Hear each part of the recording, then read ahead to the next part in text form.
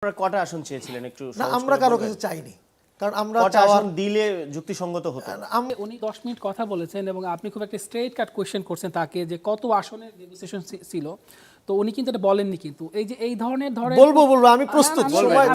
আমি কথা বলি না, আচ্ছা, আপনি বলবেন, আরো চলবে, অনেকক্ষণ চলবে।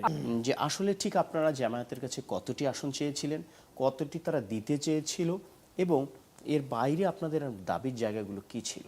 আমাদের যে টার্গেটটা ছিল, আমরা যেটা দেখলাম যে আসলে আমরা যাদেরকে নিয়ে চলতে চেয়েছি, প্রথমেই অন্যান্য ইসলামী ঘরানার যারা ছিল, এরপরে জামাত যুক্ত হয়েছে।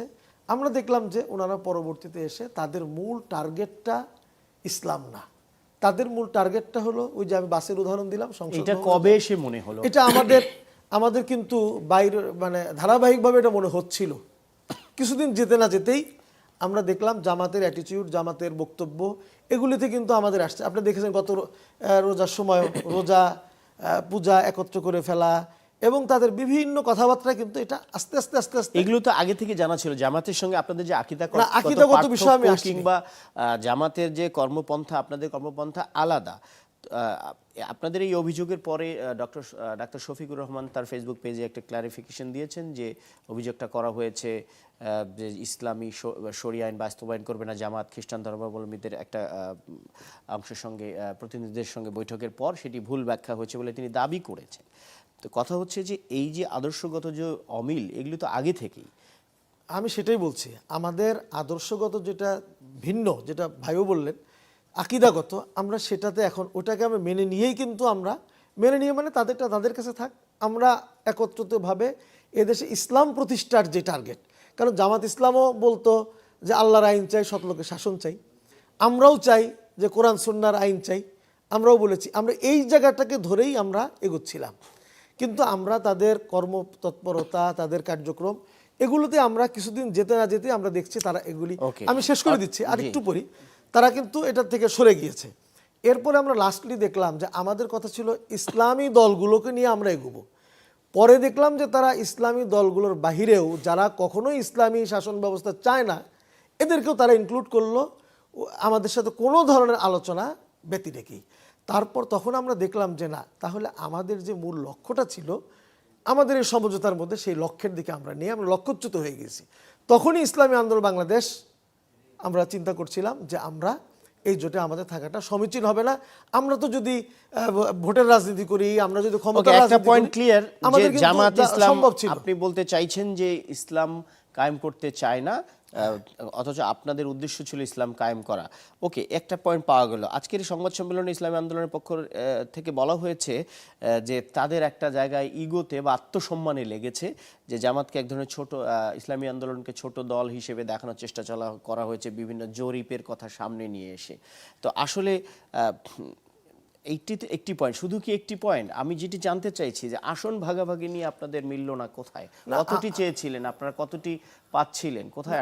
আমি সেটা বলছি, কিন্তু মূল জায়গাটা যদি আমি লক্ষ্যচ্যুত হয়ে যাই তাহলে কিন্তু হবে না। সেজন্য এটা হচ্ছে বেসিক। এরপরে আমি আসার পরেও ভাইও যেটা বলতেছিলেন যে প্রেসিডেন্ট কে হবে, প্রধানমন্ত্রী কে হবে, এটা নাকি আমরা জানতে চেয়েছি, টোটালি ফেক। আমি একদম গণমাধ্যমে দায়িত্ব নিয়ে বলছি, আমি আজ যুগ্ম মহাসচিব হিসাবে, জয়েন্ট সেক্রেটারি হিসাবে, টোটালি ফেক। এই আলোচনাটা বাজারে চাউর হলো কিভাবে? এটা তো চাউর হয়েছে আপনার কারা করে, আমরা তো দেখি কিভাবে চাউর করছে বিভিন্ন মিডিয়াতে, পেইড ভার্সনে হয়, নন পেইডে হয়, নানানভাবেই হয়। তবে আমি একেবারে দায়িত্ব নিয়ে বললাম, ইসলামী আন্দোলন বাংলাদেশ কখনোই এই কথা বলেনি কে প্রধানমন্ত্রী হবে, কে এটা হবে সেটা হবে, এগুলো আমাদের কখনোই ইসলামী আন্দোলন বলেনি। আমি আপনার কাছে এখনো আমার প্রশ্নের উত্তরটা পাইনি। আসন ভাগাভাগি নিয়ে আসবো আমি আপনার কাছে, আপনি উত্তরটা নিশ্চয়ই ভাবতে থাকুন, আমি আপনার কাছে আসবো।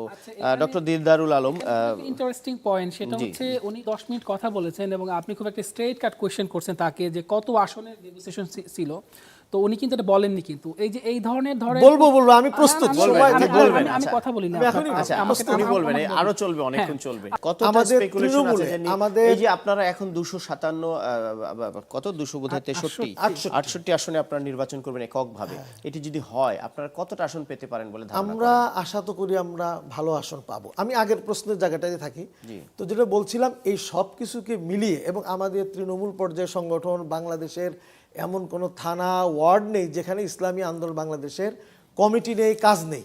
আমরা এই সকল ডাটা অ্যানালাইসিস করে আমরা যখন বসেছি তাদের সাথেও, বা আমরা যখন একত্রে বসেছি, তখন আমাদের অ্যানালাইসিস যে আমরা যদি জোট করি, মানে সমঝোতা করি জামাত ইসলামের সাথে, সেখানে তাদের আসনের অনুপাত এবং ইসলামী আন্দোলনের আসনের অনুপাত খুব বেশি তারতম্য হওয়ার কথা নয়। আপনারা কটা আসন চেয়েছিলেন একটু না, সহজ আমরা করে কারো বলবেন? কাছে চাইনি, কারণ আমরা কটা আসন দিলে যুক্তিসঙ্গত হতো? আমরা মনে করি যে আমাদের উভয়েরই কাছাকাছি থাকা উচিত ছিল। কাছাকাছি আসা কাছাকাছি মানে আপনারা এই আমরা মুহূর্তে সেটা মনে করি জামাতের সমকক্ষই মনে করছেন হতে পারতো না। আমরা তাদেরকে একটু বেশি, অবশ্যই তারা যেহেতু আগে আমাদের চেয়ে কিছু ভোট আছে বলে আমরা দেখেছি। আচ্ছা, একটা কাছাকাছি জিনিস পরিষ্কার হওয়া উচিত। যে আপনি বলেছেন কাছাকাছি মানে শতাধিক, যেহেতু আসন 300 ভাগ করলে 150 দাঁড়ায়। দেড়শো তাহলে হয়, আপনার কিন্তু আরো সংগঠন আছে। জি, আমরা আসবো আপনার আমরা কাছে তাদেরকেও আবারও। যদি দেই, একটা সেখানেও জিনিস ভাগাভাগি পরিষ্কার যে করতে হবে। জনসমর্থন বেড়েছে মাঠ পর্যায়ে, আপনি বলতে চাই